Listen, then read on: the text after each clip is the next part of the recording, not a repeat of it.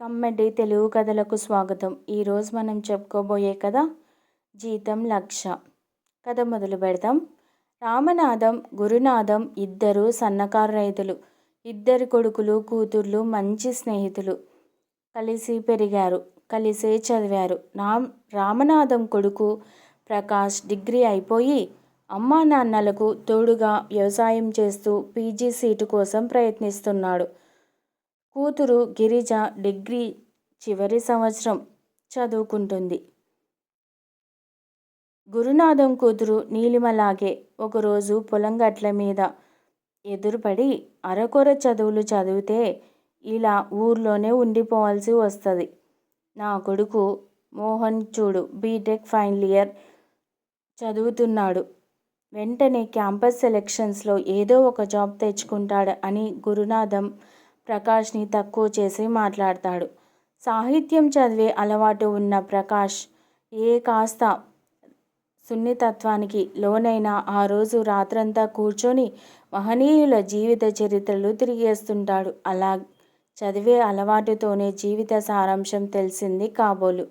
గిరిజని నీలిమని కూర్చోబెట్టి తను కూడా వాళ్లతో పాటు పీజీ కోసం బాగా ప్రయత్నిస్తాడు. అదే సమయంలో కానిస్టేబుల్ ఎగ్జామ్ కూడా పాస్ కావడంతో ప్రకాష్ కానిస్టేబుల్గా, గిరిజ నీలిమలిద్దరూ పీజీ చేస్తూ సిటీలో సెటిల్ అయ్యారు.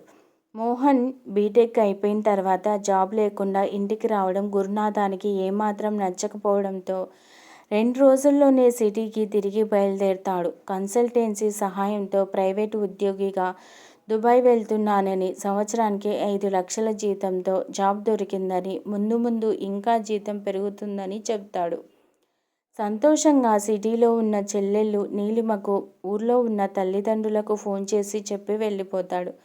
ప్రకాష్ కానిస్టేబుల్ ఉద్యోగం చేస్తూనే పీజీ పూర్తి చేయాలనే సంకల్పంతో దూర విద్యా విధానం ద్వారా ఎంఏ తెలుగు పూర్తి చేస్తాడు. స్టేషన్లో తోటి కానిస్టేబుల్స్, ఎస్ఐ వంటి వారు ఇతని సంతోషాన్ని పంచుకుంటారు. ఒకవైపు పోలీస్ వృత్తి, మరొక వైపు సాహిత్యం ఎలా కుదురుతుంది రెండింటికి అని ఎస్ఐ అన్న మాటలు ప్రకాష్ని ఆలోచింపచేస్తాయి. గిరిజకు పీజీ మధ్యలో ఉండగానే బీఈడీలో ప్రవేశం దొరకడంతో టీచర్ ట్రైనింగ్ చేస్తుంది. నీలిమ మాత్రం పీజీని కొనసాగిస్తుంది. గిరిజను చూసి తను కూడా టీచర్ వృత్తిలోకి వస్తే సాహితీ సేవలో ఉండొచ్చు, సాహిత్యాన్ని ఆదరించడానికి నాకు కాస్త సమయం దొరుకుతుందేమో అని ఆలోచించి దూర విద్యా విధానం ద్వారా బీఈడీ పూర్తి చేస్తాడు ప్రకాష్. ఎన్నికల పుణ్యమా అని అదే సంవత్సరం నోటిఫికేషన్లు వెల్లువలా వచ్చి పడతాయి. ప్రకాష్తో సహా నీలిమ, గిరిజ వారి అర్హతకు తగ్గ ఉద్యోగ పరీక్షలు రాస్తారు.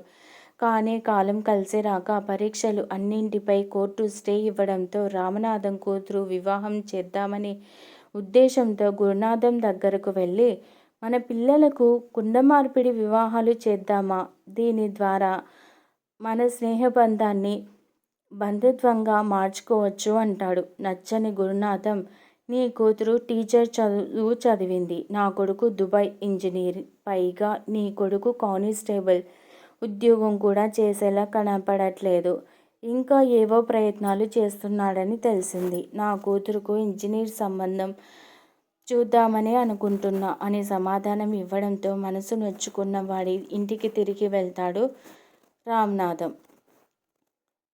దుబాయ్ నుంచి మోహన్ దసరా పండక్కని గ్రామానికి వస్తాడు. ప్రకాష్ని చూడగానే క్షేమ సమాచారాల భాగంలో ఈ 2 ఏళ్ళు జాబ్ బాగానే నడిచింది, కానీ ప్రస్తుతం చేతిలో ఏ ప్రాజెక్టు లేక బెంచ్ మీద ఉన్నాన్రా, త్వరలోనే మన హైదరాబాద్కి వద్దామనుకుంటున్నాను అంటూ చెల్లెలు నీలిమ కనపడగానే లగేజ్తో ఇంటికి వెళ్తాడు మోహన్.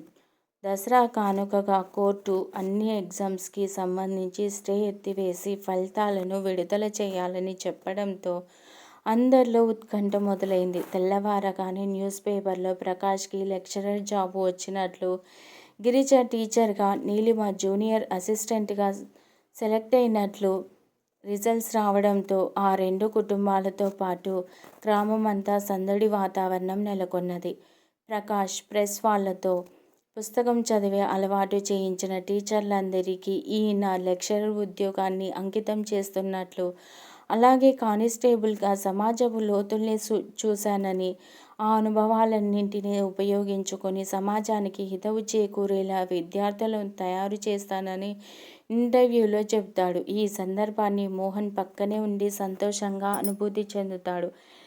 గబగబా ఇంటికి వెళ్ళి మన నీలిమని ప్రకాష్కి ఇచ్చి వివాహం చేద్దాం నాన్న అనడంతో మోహన్ వాళ్ళమ్మ జరిగింది చెప్తుంది. అవునరా, చెల్లిని నీలాగా ఇంజనీర్కి ఇచ్చి చేయాలనుంది. పెద్ద జీతం వస్తుందని అంటాడు గురునాథం. బతకలేక బడిపంతులు అనేది ఒకప్పటి మాట నాన్న. కానీ ఒక 5 సంవత్సరాలు తిరిగేసరికి ₹1,00,000 జీతం తీసుకుంటాడు. స్థిరమైన జీవితంతో ఉంటాడు నాన్న ప్రకాష్. పైగా వాడి పట్టుదల, భావజాలం వింటుంటే ఇంకా పై చదువులు చదివి త్వరలోనే యూనివర్సిటీ ప్రొఫెసర్ కూడా అవుతాడు అనిపిస్తుంది. అప్పుడు నేను పనికిరాను నాన్న అంటూ, అవును, నా ఉద్యోగంలో అభద్రతా భావం ఎక్కువ. దానికి తోడు వేరే ఏ దేశంలోనో ఏ రాష్ట్రంలోనో నా అన్న వాళ్ళని వదిలేసి కన్నపిల్లల్ని ఒంటరిగా మేమే చూసుకుంటూ బ్రతకాలి. ఖర్చులు కూడా ఎక్కువే అని సొంత ప్రదేశంలో చేసే ఉద్యోగానికి, వారితో కలిసి జీవించే బ్రతుకుకి ఉన్న విలువను తండ్రికి అర్థమయ్యేలా చెప్తాడు మోహన్. పైగా కుండమార్పిడి వివాహంతో ఏ విధంగా చూసినా మన కుటుంబానికి ఎక్కువ క్షేమం నాన్న. ప్రకాష్ జిల్లా హెడ్ క్వార్టర్స్లో కాపురం ఉంటాడు కాబట్టి ఇరువురి పొలాలను మధ్యలో వచ్చి చూసుకోగలుగుతాడు అనడంతో గురునాథం తన కొడుకు లోతైన ఆలోచనకు ముక్కు మీద వేలేసుకుంటాడు. గురునాథం రామనాథన్ దగ్గరికి వెళ్ళి, గత నెలలో నా ప్రస్తావనకు నన్ను క్షమించు.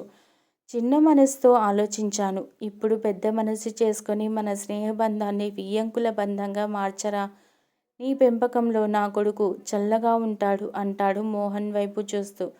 ఆ ఇంజనీర్లు తమ భార్యల్ని టీచర్ ఉద్యోగాలు చేయనియర్గా అని గిరిజ అంటుంది. వెంటనే మోహన్, అమ్మ పంతులమ్మ, నీ జీతం తెలిసి కూడా చేయనియనంటానా అని నవ్వుతాడు. అంటే జీతం కోసమేనా నాతో పెళ్ళి అని గిరిజ కూడా మోహన్తో అనడంతో, ప్రకాష్ తల్లి, పెళ్ళిళ్ళు వద్దు కానీ రిసెప్షన్ డేట్ ఖాయం చేద్దాం అని గిరిజను ముట్టికాయ వేయడంతో అందరూ నవ్వుతారు. ఈ కథ మీకు నచ్చినట్లయితే ప్లీజ్ లైక్ చేయండి, షేర్ చేయండి. కమ్మటి తెలుగు కథల ఛానల్ను సబ్స్క్రైబ్ చేయండి. Thank you very much.